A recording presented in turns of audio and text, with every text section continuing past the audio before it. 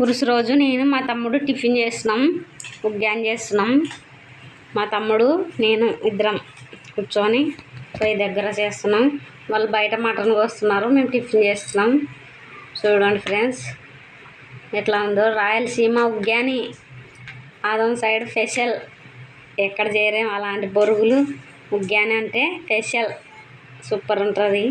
ఉగ్గాని బజ్జీ ఇంకా బాగుంటుంది. ఏమంటే చేసే టైం లేదని ఇంక వద్దనుకుంటే మటన్ కోయడానికి టైం లేట్ అవుతుంది, తొందరగా కానివ్వండి టిఫిన్ తిని మటన్ కొట్టాలంటుంటే సరేలే అని ఉగ్గాని చేస్తున్నాం. అడుగుచున్నది మా తమ్ముడు, నేను ఉగ్గాని చేస్తున్నాం.